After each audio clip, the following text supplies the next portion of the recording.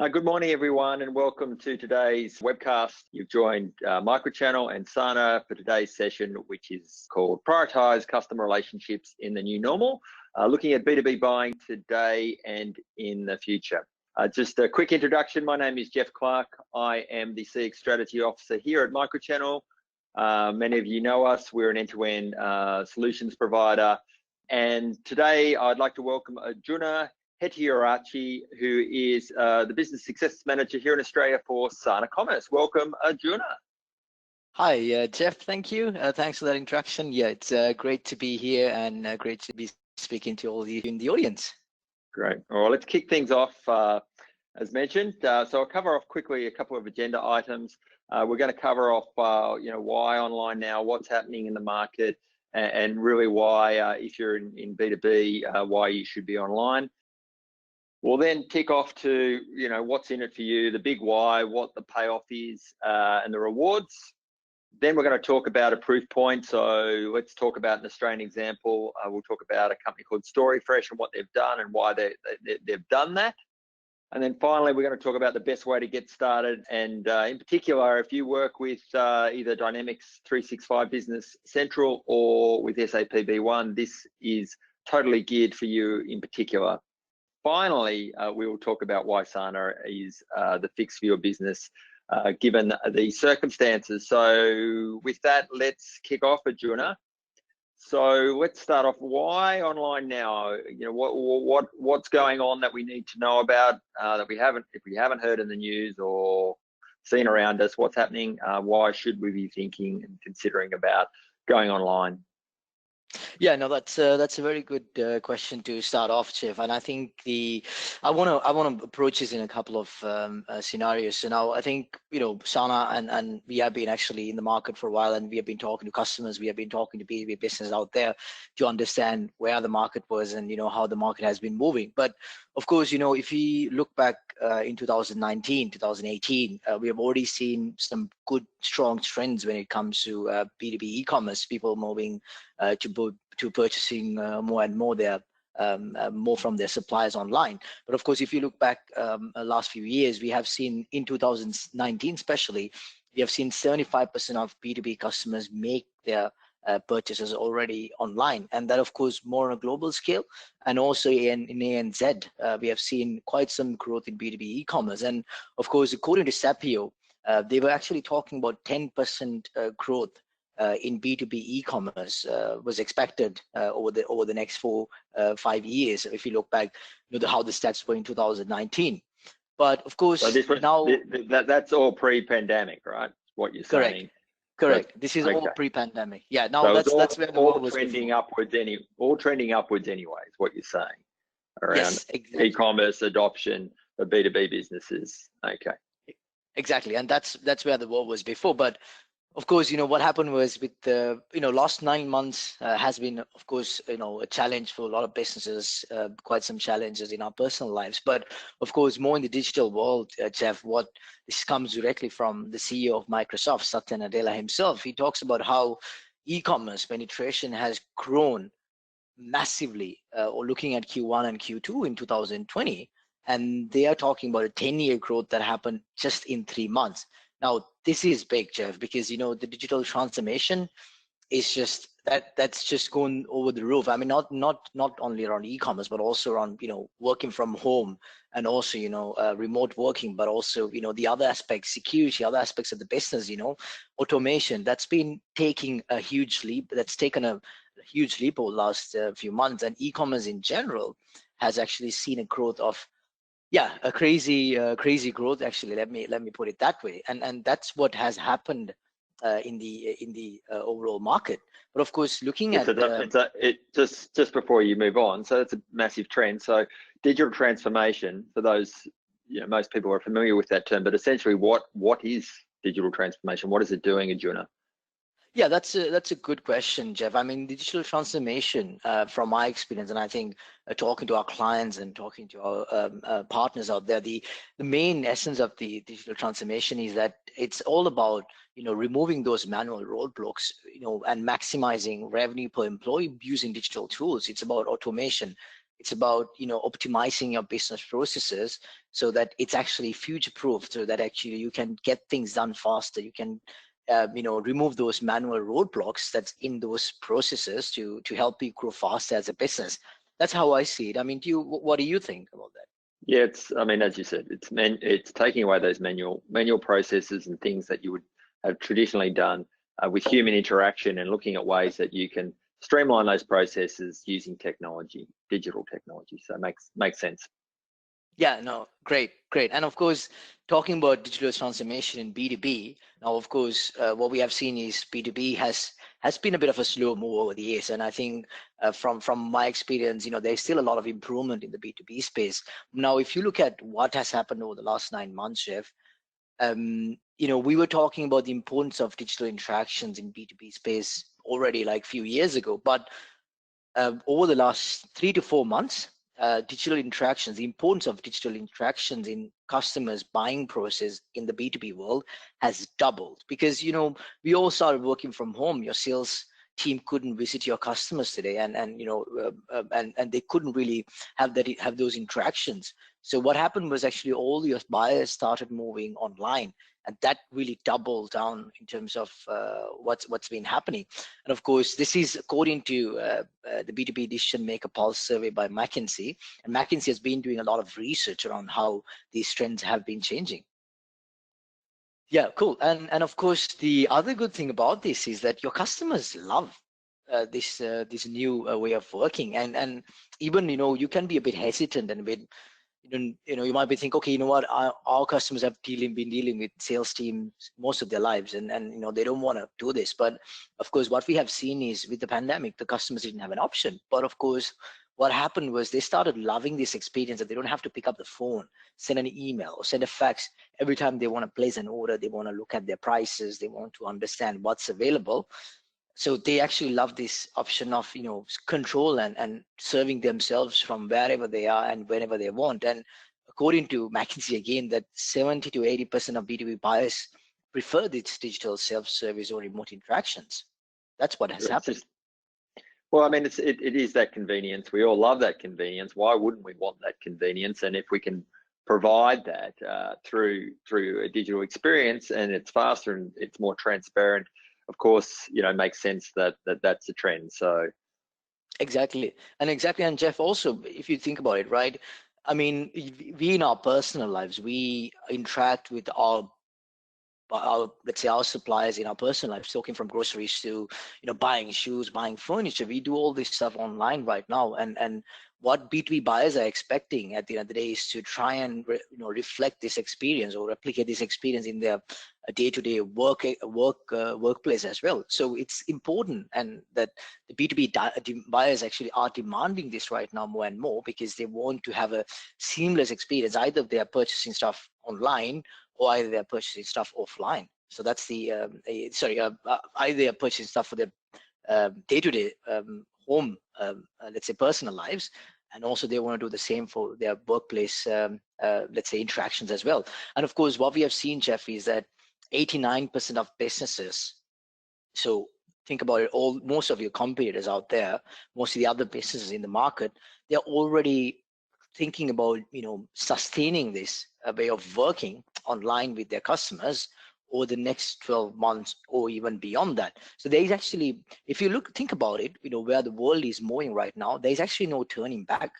There's no turning back. Well, yeah, I don't think there was any turning back before, Arjuna. If you look at such as stat before around, the trend was always moving towards more digital transformation, more online. It's just obviously accelerated, and I think given where we're at, and really there's no defined end to where we're at the moment. I think it's just going to continue, and then customer expectations will be set really around what they want. It doesn't take away personal interactions. We all need that as human beings, but certainly we need that convenience, and we want that efficiencies, and we want to get our time back for other things, which we've all realized in this time, for family and friends, things that are important.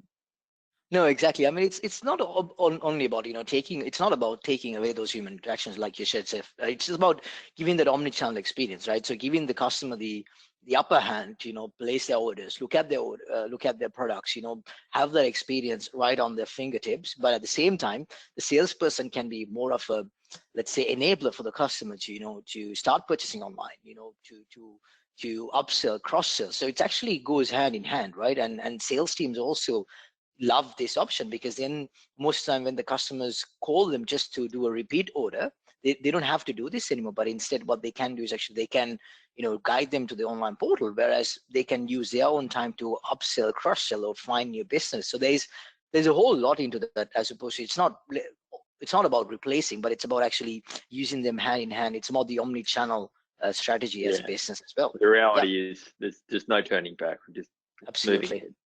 Yeah.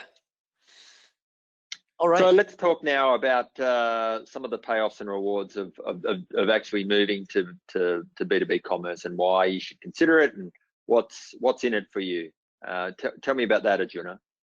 Yeah, no, that's a very good point as well, Jeff. Now, I think I would like to all of us to take a step back, and as a B2B business, I think all of you, and also I think ourselves as a business, we have always found success in commerce by building those long-lasting relationships with our customers. We have not always only compared on price or product, but instead we've also focused on building those relationships and strengthening them over the years. And this has been done offline, Jeff.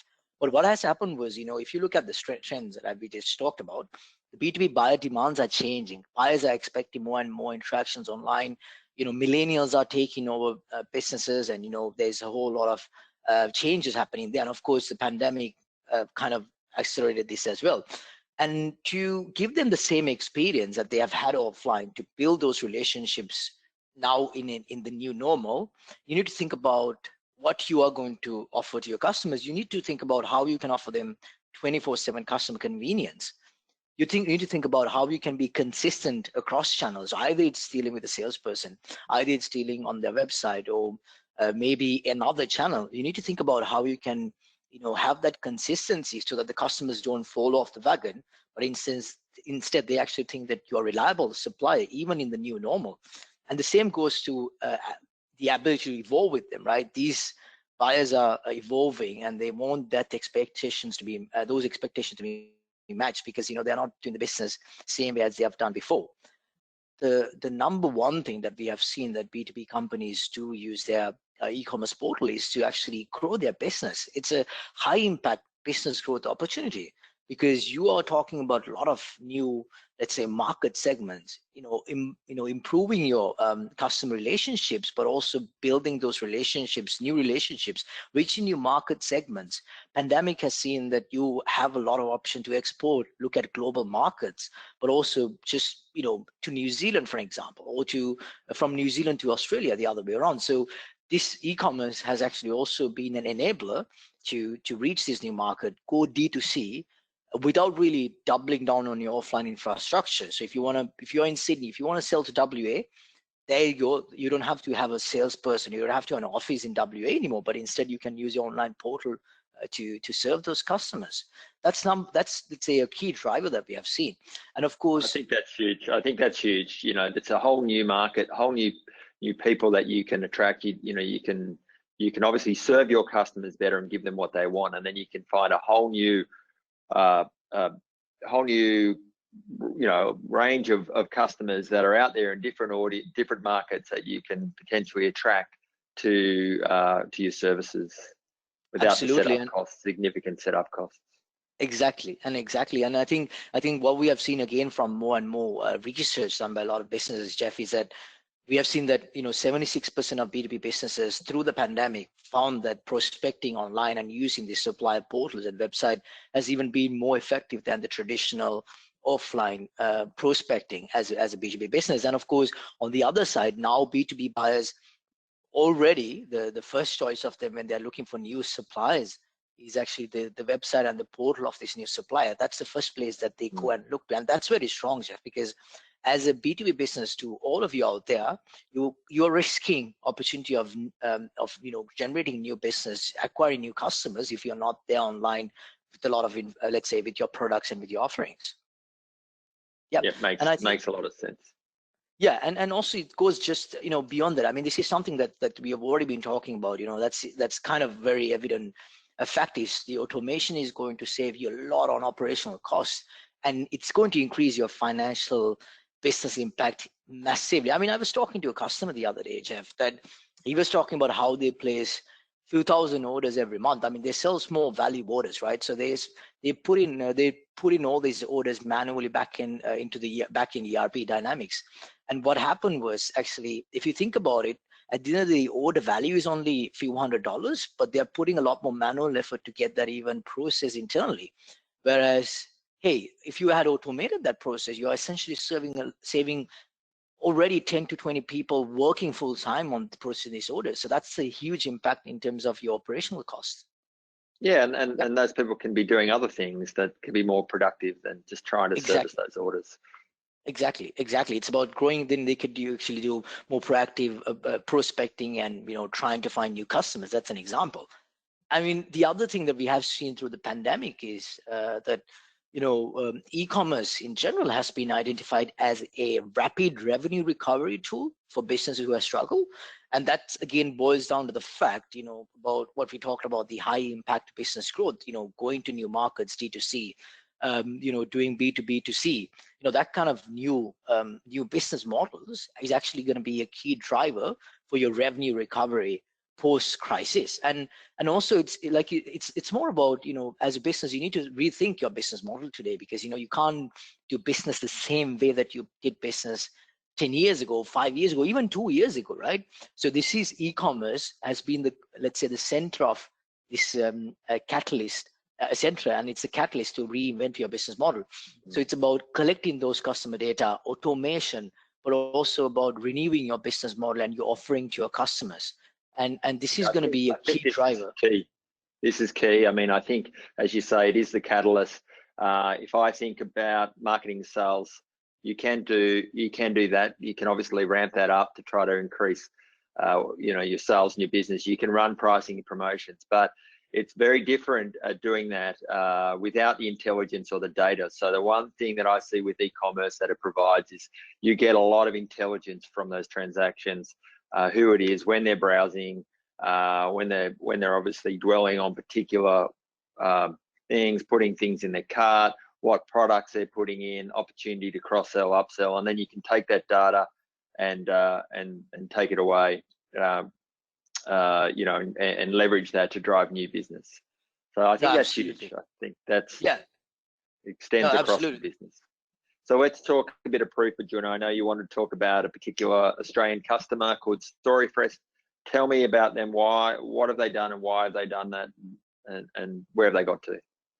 Yeah, no, absolutely. I think StoryFresh has been a pretty inspiring story for me personally as well, because I've been talking to the owners and helping them, in their journey. And what happened with Jeff? This is before the pandemic, by the way. So StoryFresh is a fourth-generation family-owned farm business. They have been delivering restaurants with vegetables and fresh-cut food over the years, and they have actually been serving from our mom and dad restaurant store to Hungry Jackson and all the other businesses. Now, what happened was in September 2019, one of their large distributors actually decided to close their business on such short notice. Now, of course, what happened with this chef was, this is a very inspiring story, because they had two options, right? One option was to say, oh, you know what, we're not going to bother about serving these new customers because now we have to serve them directly, or we find a solution to try and scale as fast as we can to serve these customers. So what happened was, so they had to scale their business from 10 orders to 200 plus orders a day if they had to do this, by the way. And in 2019, November, so we're talking about only 2 months, they actually implemented a Dynamics Nav integrated B2B sales portal, just by, very simple, very quick, very agile, and, got their products up, got their prices, got everything connected to Dynamics. And what happened was, by December 2019, they were already serving 300 plus, or they were already processing 300 plus orders every day. Now, this was before pandemic, and they were, I think in my experience, they were very agile, and they knew that they had to move quickly, and they pivoted really fast their business model, the full sales model. Great, cool. And you know, I guess we'll get to the point about how they could do that in a minute when we start talking about the best way to get started. I think this is important because there's lots of different options. You know, when you talk about B2B commerce, there's lots of different providers out there and lots of choices. There's pros and cons clearly. So I'm interested here, and I'm sure this will reflect on StoryFresh as well. So tell me about the best way to get started, Arjuna.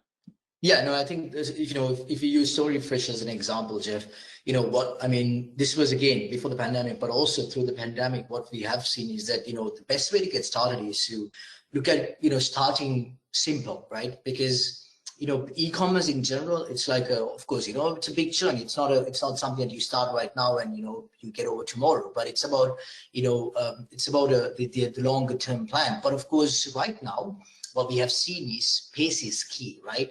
We had a customer setting up an online portal, B2B portal, just in a matter of a couple of weeks because they were scared that they were going to lose their customers because they can't place orders anymore because their team couldn't be reached. So at that point, what they did was they started simple, right? So I think as a business, what we can advise is that you can think about starting simple, but you have to think about starting today because all your competitors are doing that right now. So you are at risk of losing business. So you don't want to waste too much time in terms of planning, etc. It's important to think about the basics, but right now you need to start and you have to start simple. Yeah. And the other thing that we have seen is that, you know, companies sometimes think, oh, you know what, I get a B2B portal, but, you know, then the customers will come and place orders themselves. That's the ideal world, but unfortunately, you still have to think about educating your customers, you know, bringing that content out, promoting and onboarding your existing customers. You have to sell this idea to them. And that's what we have seen becoming a, let's say, key driver in businesses who has been successful in B2B e-commerce. And of course, the next step is, you know, you have started simple, you have got some of your products out there, you've got some of your customers in, but now it's time about, you give it a couple of months, few weeks, and then you start expanding your portfolio, right? You're putting new products, you're doing now digital marketing activities, you're doing your SEO, you're doing your MailChimp and email marketing, and you're reaching new audiences and new markets and your new customers as well. And of course, just like you said, Jeff, I think we love talking about data. So there's a whole lot of data that you can actually access and you can collect, understanding your buying behavior, you know, understanding how your buyers are purchasing, what time they're purchasing, what kind of products they're looking at, what kind of information they're after. So understanding that is very important. We had a customer, actually, I love this story. We had a customer who actually collected data on which products the customer has looked and which products the customer has added to the cart but has not checked out. And they gave that information to the sales team. So when the sales team is visiting them, sales team could look at, hey, oh, you have been looking at this product. So they knew what to upsell and cross-sell, right? So that's actually, you know, really using all those available data and infrastructure to drive that revenue and upsell and cross-sell. Now, of course, the other side is actually, you know, like I said, I think this already comes back to the previous point. It's about maximizing your revenue opportunities, right? You're going to new markets, you're doing your digital marketing, but also beyond that, you are actually upselling and cross-selling, and you're putting out new offerings to customers. Imagine if you had to do this in offline world, you have to talk to all 200 of your customers, right? But in the online world, you can actually have a personalized experience even for each of them separately. So they can, you know, then you can upsell and, you know, and cross-sell and maximize that revenue. Yep. Makes sense. And that makes sense. Good start. Yeah, and I think, Jeff, you want to understand also, I think, how to achieve this, right? I mean, I think that's you know, we all talked about the checklist, etc., but how to achieve this without the risk of a large e-commerce implementation? Because when you think about e-commerce implementation, it sounds a lot more complex. But we think that, you know, to keep it simple, the starting point for you should be your ERP data. You know, you have to put a lot of time and effort together with companies like MicroChannel. You have to put a lot of effort and you know, time to get your ERP with the correct data and, you know, correct information to get that up and running. So think about actually leveraging that information, because that has been, let's say, the heart of your business over the years, with your customer information, product information, inventory, your purchase orders, everything is in there. So think about how you can leverage that, as opposed to trying to rebuild that data in a separate place. Yeah, because the idea is that you have that information. So why don't you access that, right? I mean, some examples, Jeff, is that, your customer specific data. We talked about building those relationships online, right? So you can drive a personalized customer experience by giving them access to their pricing, products, and complete history for as long as they have been purchasing from you, right? And that all that information is right now available in your ERP system. So why don't you just reuse that? And also it talks about existing product data. So you have your current portfolio of products, you have product information, accurate inventory, incoming purchase orders. You can easily actually reuse again all these data points on the front end without trying to, thinking about, oh, how am I gonna get all this product information? Just use what you have in the ERP. And even also a lot of solutions, actually a lot of other offerings could be that you can extend those descriptions and information on the front end itself, on the content management. But of course, also all the other business logic that we're talking about, complete transparency, reuse your projected inventory, customer specific buying rules, all that information is already available on the ERP. So I think that's cool. I think that's important. Yeah. Like, knowing exactly what's in stock, what's available, what's on order. When I can get something, I think that's critical, and it's usually one of the biggest things that customers want to know. Exactly. And I think that brings me to the last point. How we help business, right? How we help B2B business out there. I think that's let's say that kind of goes back on the whole trends and also the checklist that we discussed, right? So Sana has of course been a first wave B2B contender in 2020, and then what we have also seen is that we have seen B2B business struggle because when they want to implement an e-commerce channel, when they want to reflect their buying relationships online, they always struggle because they can't reflect this information that they have already in the ERP in the online world. So what Sana has done is, what Sana found as a problem for most B2B businesses, that that they're trying to make synchronizations and build connections and build custom integration between the two systems. So where Sana came up with a solution is that's where Sana came up with a solution to avoid your system silos and unnecessary complexities, and also any compromises when it comes to your customer relationships. And that's by eliminating, let's say, the multiple system or siloed systems that's running in a tech infrastructure. So when I say silos, I was going to say, so it's fair to say, I mean, you have to be using either Dynamics 365 Business Central or SAP Business One to work with Sana. Correct. Yeah, Dynamics Navision is also another ERP. I mean, that's where we also have done quite some work. But Dynamics Navision Business Central as well. Yeah, SAP Business One, and also of course on an enterprise level, we also work with finance and operations, and we are one of the preferred solutions out there for Microsoft F&O as well. But yeah, if you do have one of these ERPs, then Sana is all about actually leveraging that all of your ERP business logic and reflecting that on the front end. And we are trying to avoid two systems running on their silos, but instead they work seamlessly together, right? And I think more from a integration perspective, the idea of that is that we are making your ERP data available in your e-commerce platform real time, some of this data, and also all your ERP functionality is available in your e-commerce platform. So because like we discussed, your ERP has some rich functionality that you can try on the front end as well. So why don't you use that on the front end? And of course, there is a single source of data when it comes to your ERP and your e-commerce platform, which is your ERP system again, pricing, inventory, customer data, business product data, all that's coming directly from the ERP.